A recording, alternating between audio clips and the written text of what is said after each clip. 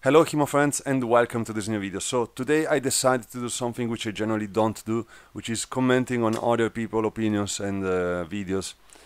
And of course I'm talking about the hot topic of the moment, which is the discussion, or better the issue, let's call it, which happened between Shad and Matt Easton.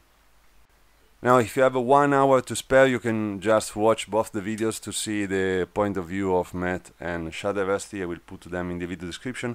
But if you don't have 1 hour to use for this kind of thing, you can just watch a very fast recap, and with the comment also and opinion of my friend Oscar, you will find it in the video description. And there is also the opinion of my friend Martin. Both of them are of course HEMA YouTuber as me. Now I am going to just give you my plain and simple opinion about the topic. So first of all, what I think about Matt said, I agree with the description of HEMA.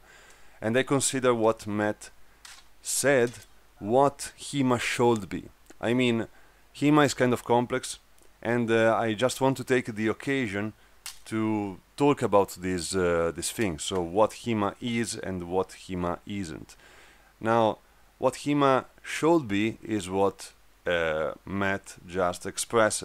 So it's a very complete video. I like his idea and his ideals in a sense, because HEMA right now is like not completely what it is described in the video. It is actually what it should be, but there is far more people which is labeling themselves as HEMA practitioners, which are relatively outside from this this point of view, let's say. So of course there is people which does research and confront research and interpretations. That's the main core of HEMA, so let's call it the soul, which respects completely what Matt said. Then there is people which is learning from this kind of people, so some of my students, for example, which are basically learning the things, the historical stuff, from a secondary source, which is the instructor, which still are inside this kind of description. And then of course there is people which is not interested in history or historical fencing at all. They just want, I don't know, to compete or just bash around with the swords, or they are just interested in the flavor of HEMA in a broad sense, and they will never be interested in the historical part of HEMA. So I know some of these people. I know also some athletes from other environment like sport fencing or kendo, which came in the HEMA environment not to learn about historical methods or whatever, but just to exploit their skills to do some competitions in another environment, just to test themselves, or simply just because they found a, let's say, simple environment in which they were able to win some medals. Now, I don't want to enter in merit of is this thing right or not. Now, as I said, I prefer I really like the original approach described by Matt, but of course it's more an ideal than a reality in a sense.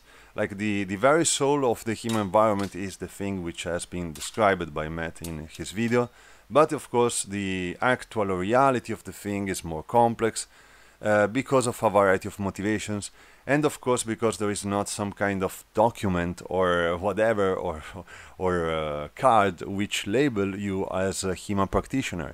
You are just you become a HEMA practitioner if you start like reading the sources, interpreting the sources, and then you start practicing sword fighting in a related way. You share your opinion, you share your idea about how this thing works, etc., etc., and then you get into the situation in which you are a HEMA practitioner.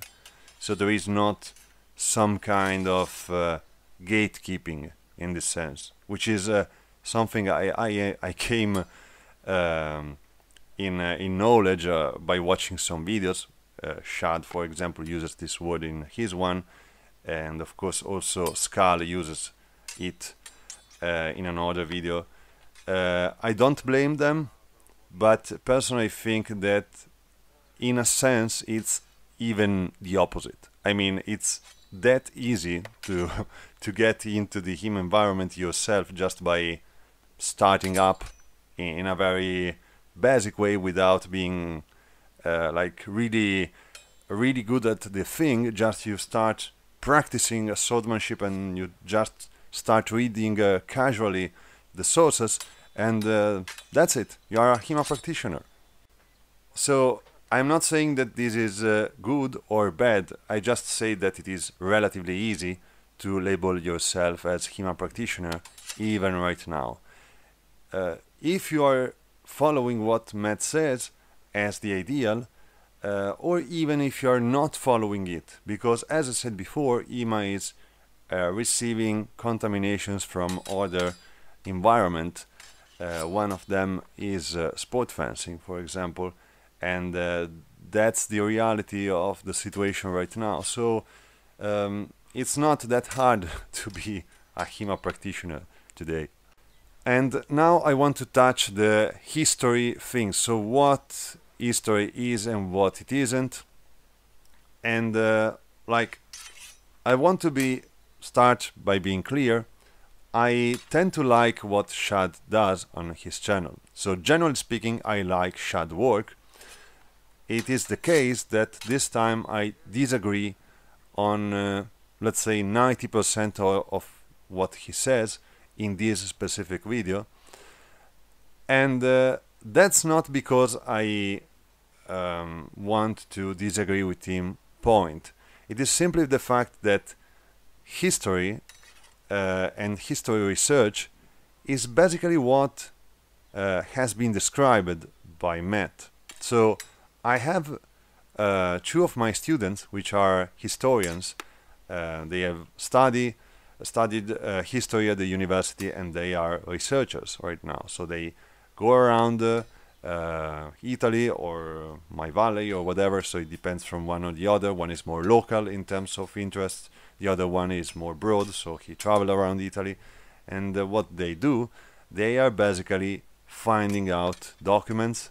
They try to find consistency in the documents in relation to some event, if it is possible, and they use the documents to motivate, let's say, some idea about what happened and what doesn't happen in some kind of moment during history, or during some kind of, I don't know, battle, revolution, whatever kind of history event happened.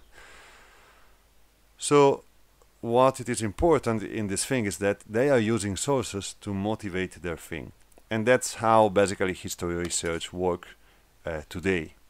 Maybe in the future it will be different, we don't know. But as far as we know right now, that's how historians study history. And so because of this, I don't think we are trying to gatekeep the word history from other people practicing sword-based combat sports, martial arts, or whatever. I just think that in terms of history research, history means what it means, and it is connected with the sources, and it happens that HEMA is connected with the sources because of what HEMA decided to do through time, and that's it.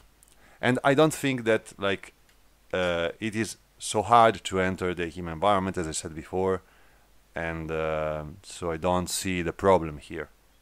And after saying this, I want to add a brief message for Shad, because it's really important to me. So, Shad, I'm not trying to delegitimate your approach to sword fighting.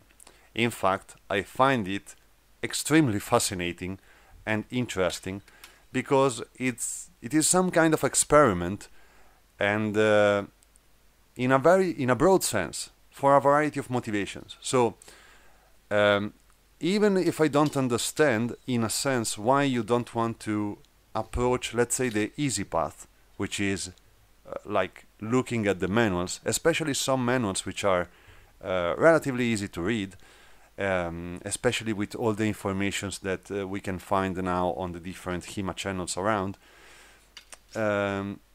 you decide to go like the hard path, which is like creating things by yourself, which is cool, because and I understand you in this, because you can create things by yourself, and creating things is always cooler, generally speaking, than learning ideas from other people.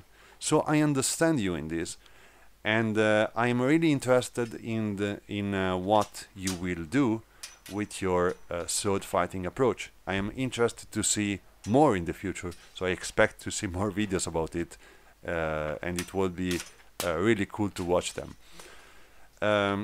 As I said, it's weird to me to hear the idea of your approach, because it's really hard. So your approach is kind of complex. I don't know at which point you are at that moment with this, let's call it project, but you will easily see that the more you go forward, the more it is complex.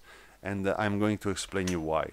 So even if by looking from the outside, all this world of manuals and names and whatever feels like a huge amount of information, super complex to read and organize, in the end, it is not. So it's far easier to read the manuals in a couple of years, so you get on top of maybe the main manual that you are interested in, and in the end you end up using the language of that manual, the logic organization of that manual, etc. And so it's pretty easy, to be honest, after the first approach. So the fact that this is easy comes at a cost. The cost, of course, is that you are generally approaching the fencing with the ideas of the manual itself. And so these make you less eager to create things sometimes. Everyone creates things. I do it myself. But the general approach is to stick to the manual, for some purists, is like to recreate the manual in a precise way. For lesser purist people, to relate to the manual but create things which still are in line with the logic of the manual, the tactical choices, the positions, whatever. So it greatly depends. But your approach instead is pretty unique and kind of hard. It's hard by creating things, because you have to discover things. There is a line in the Fior di Battaglia at the very beginning which says that it is really hard to keep the art in your mind, and you need the books to organize your thoughts, because the art is so complex that sometimes you just end up forgetting about things. And that's true. That's true. That's actually true. I keep forgetting about basic things sometimes, and I have to go back and read that basic things again to refresh my memory and so on. So your approach is really complex, because you don't, as far as I understood, or just briefly, you're not really approaching, let's say, written sources. And so you have to create your thoughts by yourself, which is, as I said before, is an extremely cool experiment by my point of view, which I can't do because I already started approaching the sources, and so I am still not anymore pure in this sense. But exactly because of the thing I said before, and because I have experienced it myself, you will find hard to organize your thoughts on the long run. The more you discover things, the more you discover concepts, you will have to write down your own concepts yourself. Just creating the Shad manual of fighting, let's say, which will be entirely new, will be a completely new approach to the logic of fighting, which comes from your mind, with your own personal approach, your own personal idea, because you have to know that in the end you don't always reach the same conclusion. If you read the manuals and you approach the manuals by going forward in history, you understand that everyone approaches a logic concept in a different way, and there is not always the same logic path which brought you toward the same thing. I mean, in the end, a parry and riposte, as I call it, is a parry and riposte. But Fiore doesn't call it in that way. Fiore sometimes calls what I call a parry, rebattere, and there is not an image or a definition of like a clear parry. There is coverta. What is coverta? It's not really explained properly. So there are a lot of different names, a lot of different concepts. People call different concepts in a different way. The Germans are all about like maintaining the initiative, and you can just let's say misleading understand that they are not defending themselves, but in the end they are defending themselves, and but they are doing it conceptually in a way which try to keeps the initiative. So all these kind of things, all this kind of way of approaching thoughts and tactics are really different one from the other, and your one, if you keep going that way, will be different from all the other ones. So you will create a new different approach to sword fighting. It will be extremely hard, and you will need the names in the end, your own names. So the Shad strike number 1, the Shad strike number 2, the Shad defense number 5, because you have to codify the things, because you have to remember the things in a way, and as humans we have to codify, organize, because we forget about concepts relatively easily, unfortunately. And if you want to teach the things to other people, even to your friends, generally speaking, you need names to refer to things easily, or otherwise you have to always demonstrate the thing every single time because you not named it. Instead, if you said, okay, so guy 1 strikes the Shad attack number 1, and guy 2 defends with Shad defense number 5, and so everyone does the thing, they are doing the exercise, 3 seconds to describe it, everything is okay, and you are productive in your practice. So that's to say, it's a complex approach. It is super interesting because of this motivation. I am super interested to see what you will do, and that's it. This otherwise means that because it is new, even if you are using let's say replica which represents an historical object, you are creating a modern approach to that object, which doesn't mean that in the end will not resemble an historical way of fighting. The historical part is not the actual fighting. That's important. The historical part is how a master in the past processed the concepts and organized the fencing in a specific way which brought him to some conclusions, and that made him unique as a point in the past. You will be, if you keep going with your practice, a unique point in the present, which will become past, tomorrow or whatever, by creating a new approach to sword fighting, which is modern now. It will be maybe history in the future. So keep in mind this. I am not trying to gatekeep you from using the word history for your practice. This is why your practice is new. You are experimenting, and it is new. That's the very definition of experimenting. So trying out new things generally are new. New things are new. So that's it. I'm really interested to see the development of your practice.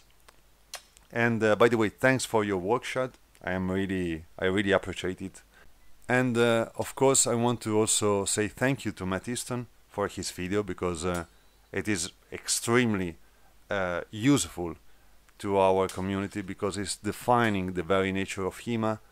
And I hope that in the future HEMA will stick to these ideals, because as I said before, unfortunately HEMA right now is not that connected to the ideal every time, and it's moving forward. And of course I am seeing changings. I am practicing since 10 years now, and of course I am seeing these changings. I hope we will keep our soul entirely, and we will stick to our sources, and we will keep our work of interpreting, researching, and getting better all together. So thank you, Matt, for like sharing this video, which is some kind of manifesto in a sense. So yeah, thanks for watching to you all, guys, and well, see you next time.